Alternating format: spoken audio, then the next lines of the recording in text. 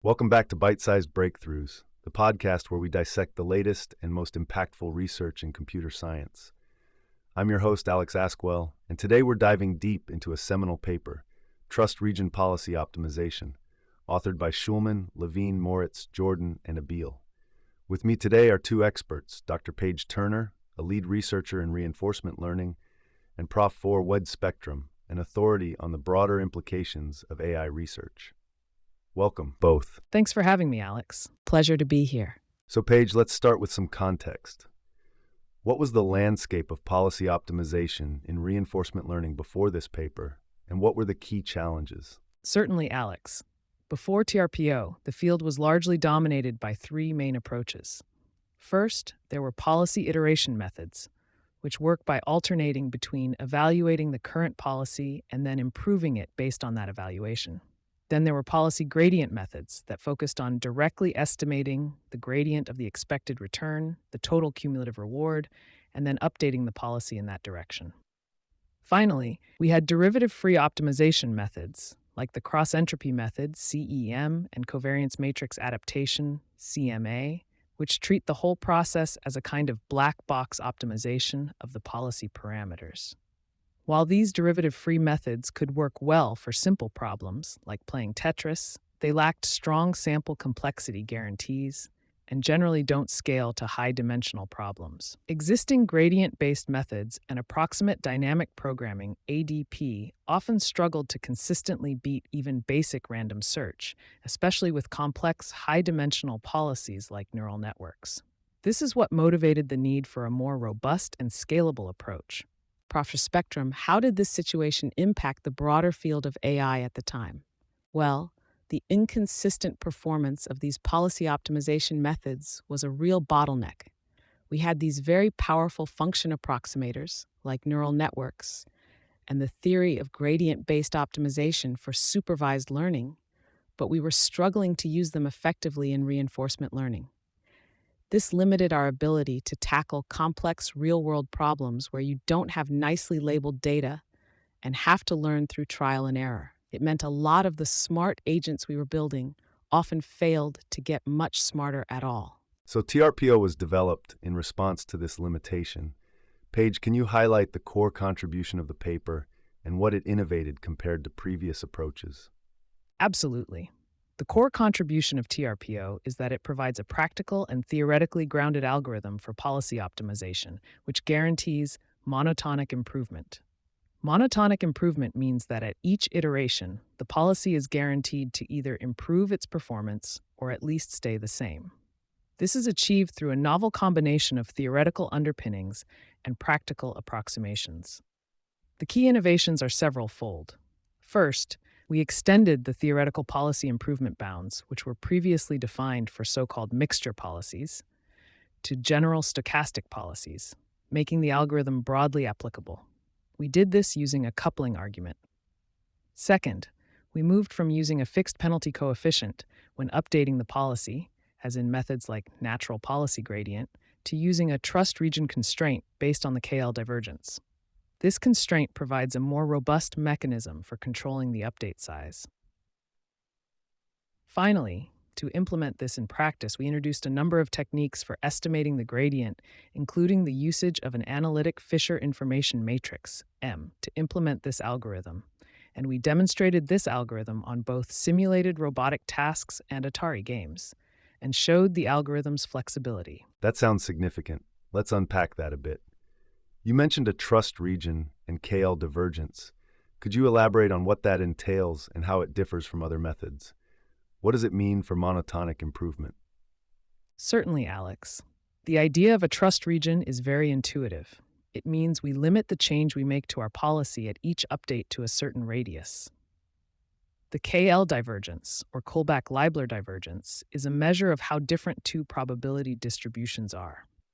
In our case, it measures the difference between the probability of taking an action given a state between two different policies.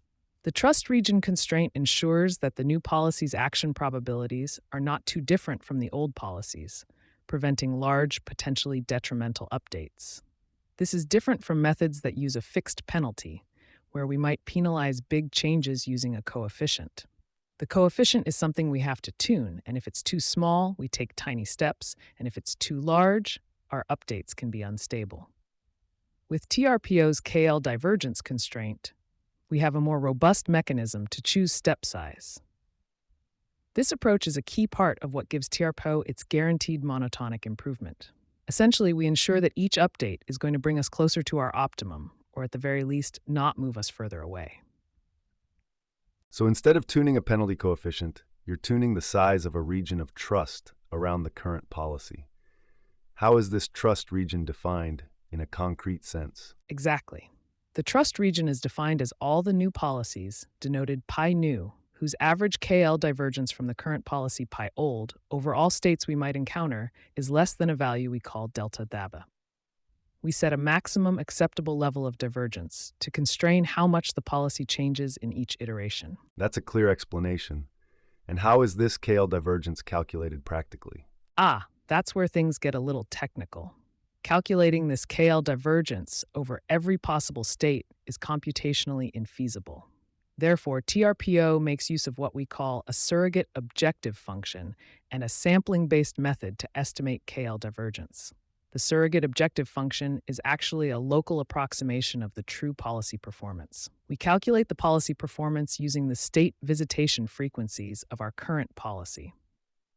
This contrasts with the true performance, which would depend on the state visitation frequencies of the new policy. This surrogate objective matches the true objective and its gradient at the current policy.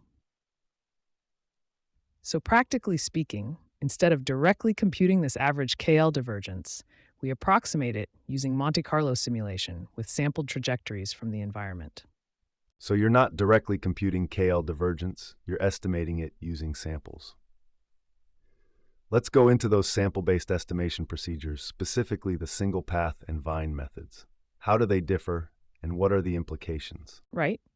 So TRPO uses two sampling schemes to approximate the surrogate objective and the KL divergence constraint. The single path method generates trajectories by simulating the current policy. We then estimate the Q values using the discounted sum of future rewards for each state action pair within that single trajectory. This single path approach is quite similar to what's used in traditional policy gradient methods. The vine method, on the other hand, takes a different approach. We first sample a collection of states, referred to as the rollout set. For each of these states, we sample a number of different actions, and for each action, we then perform a new short trajectory and estimate the Q value. We use a technique called common random numbers to reduce the variance of the Q value estimates across all the trajectories we initiate from the same state. Effectively, both methods result in the generation of a bunch of state action pairs and Q values, but the mechanism by which these are obtained is different. The single path method follows a single path, while the vine method involves multiple paths branching out like vines, hence its name. The single path method is much simpler and can be implemented on a real physical system as it doesn't require a reset. While the vine method usually results in a lower variance estimate, it requires the system to be reset to specific states, so it is generally only applicable in a simulated environment. Professor Spectrum, this sounds like a crucial practical consideration. What does this choice of single path or vine sampling tell us about the broader applicability of TRPO? Yes, the choice of sampling scheme is critical. The single path method makes TRPO applicable to a much wider range of real-world scenarios where we don't have the luxury of resetting the environment.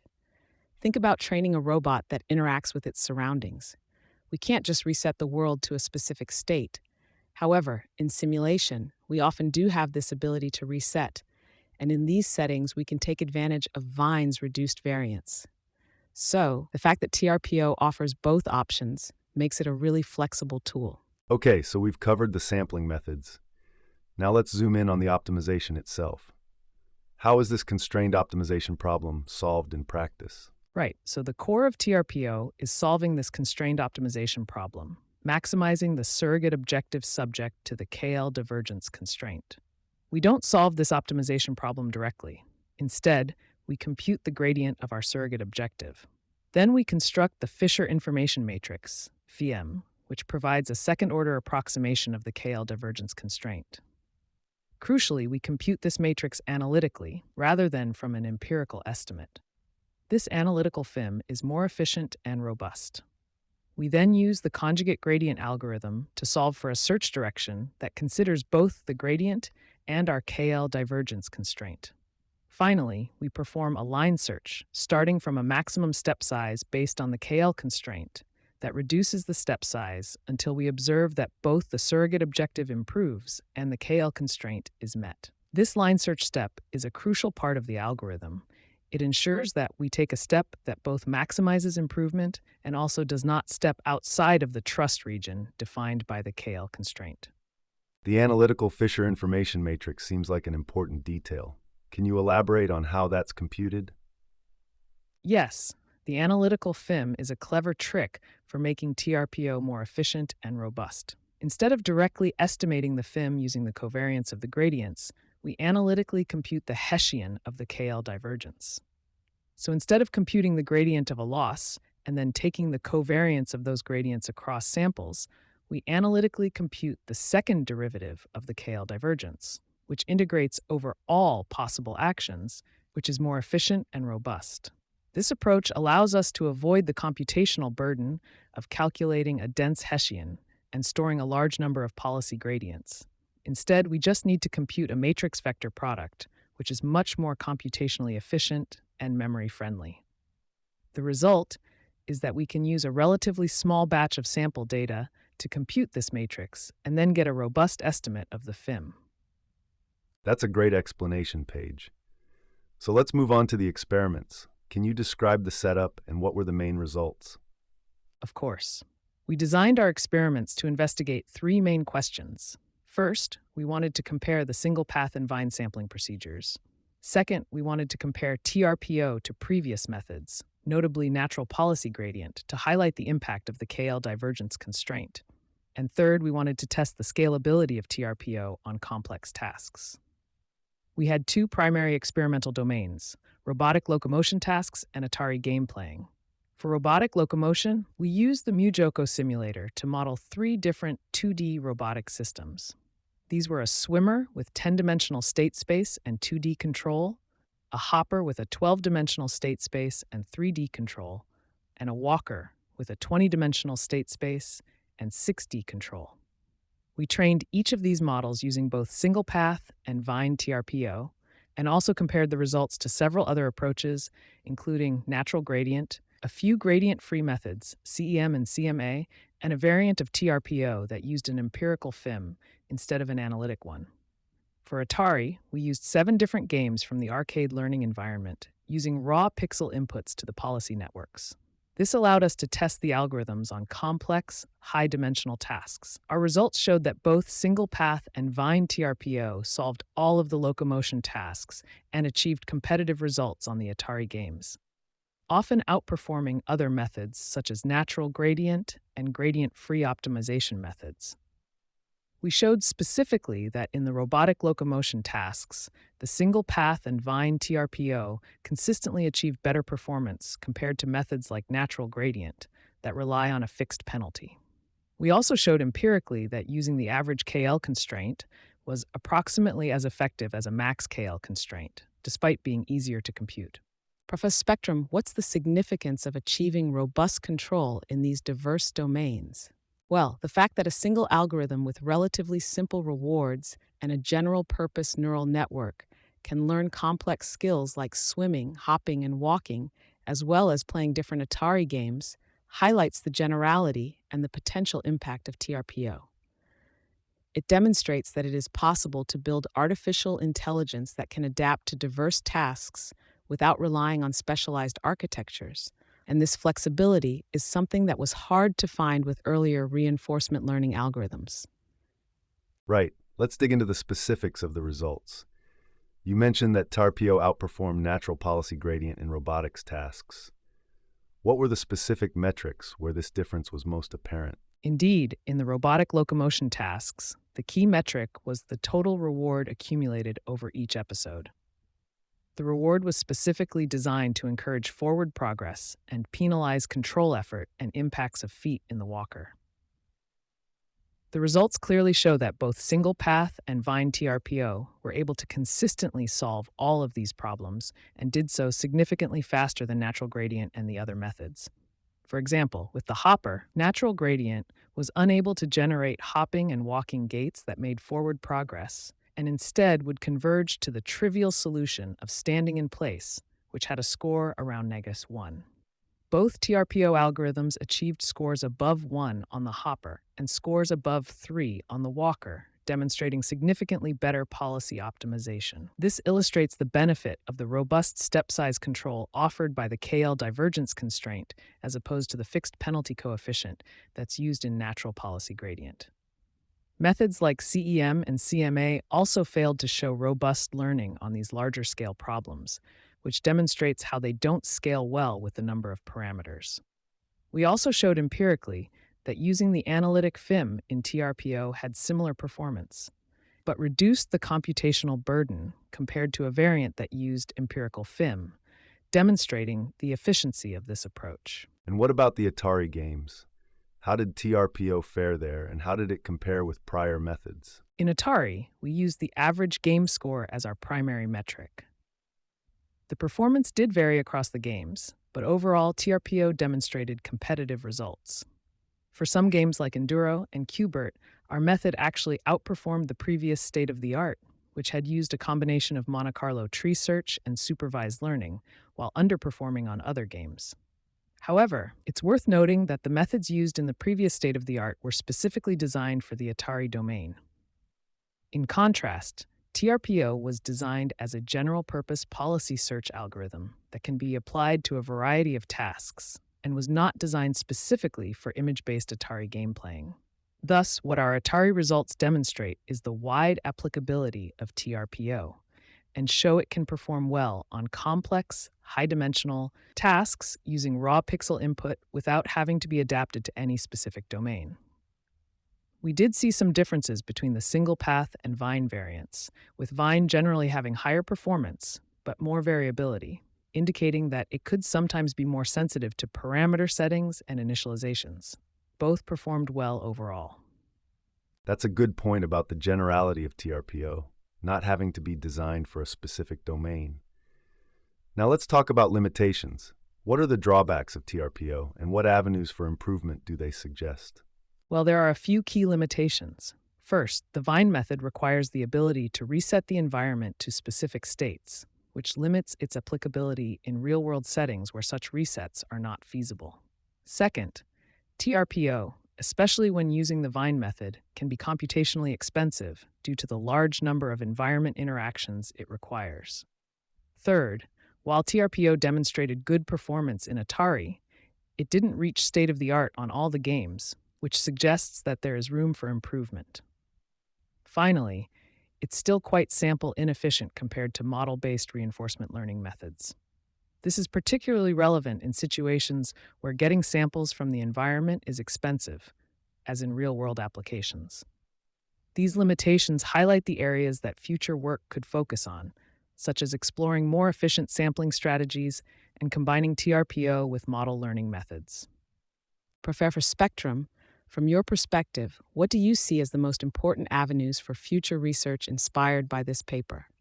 I think the most exciting directions for research are building upon the foundation of TRPO to improve sample efficiency, particularly for real-world scenarios.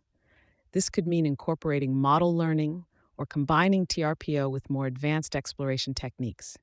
We could also see this line of work being extended to more complex policy parameterizations, perhaps incorporating recurrent networks and to partially observed settings. Another exciting direction is trying to combine these ideas with techniques from the computer vision community, as we saw in the experiments with raw pixel inputs, so that RL agents can learn directly from vision. The fact that we've shown it works so well with pixel inputs makes this very exciting. The ability to learn directly from raw sensory data would be transformative for the field. Absolutely. So let's zoom out again and look at the broader impact of this paper. What are some of the potential applications? TRPO has significant potential in several key areas. For example, the ability to learn complex locomotion control makes it highly relevant for robotics. Think about autonomous driving systems, robotic automation, even personalized medicine, where an RL agent could optimize treatment plans. The generality of the method also suggests that it can be applied to diverse areas, including financial trading, resource management, game development, or even scientific domains like drug discovery, where TRPO can be used to more efficiently navigate search spaces. The fact that these methods work with neural networks and are readily adaptable is significant for the field in general. And how does TRPO fit into the bigger picture of AI research, Professor Spectrum? TRPO is a crucial piece of the puzzle. It is a key building block towards more general-purpose AI agents that can learn from their interactions with the environment, much like humans and animals learn. This has implications in our understanding of cognition and has spurred interest in fields such as psychology. TRPO provides a practical and scalable method for training the kinds of complex AI systems we will need to tackle more difficult challenges in the future. It is a huge step away from specialized algorithms trained on specific problems, and instead opens the door for more general intelligence that can learn diverse tasks and apply that knowledge across settings. This has been an incredibly insightful discussion. Before we wrap up, could you summarize the main insights of this paper for our listeners? Certainly. To recap, the Trust Region Policy Optimization paper introduced a theoretically sound and practically effective algorithm for policy optimization in reinforcement learning. TRPO is an iterative method that uses a combination of a surrogate objective, a KL divergence constraint, and sampling to provide monotonic policy improvements, meaning it guarantees the agent will learn in the right direction. The main innovation of TRPO lies in the usage of a trust region constrained by KL divergence, as opposed to a fixed penalty coefficient, which makes the algorithm more robust and reliable. The paper also introduces two practical and flexible sampling methods, single path and vine, which allow TRPO to be used in various real-world or simulated settings. The paper showed TRPO can learn complex behaviors in diverse settings, such as simulated robotic locomotion and playing Atari games, and also demonstrated the importance of an analytical Fisher information matrix. This paper unified policy gradient and policy iteration under the trust region perspective and set a new direction for how we build general-purpose AI agents. And that's a perfect summary. Thank you both, Dr. Turner and Prof. Spectrum, for this exceptionally detailed breakdown of TRPO. It's been a real eye-opener. And thank you, listeners, for joining us on Bite-Sized Breakthroughs. Until next time.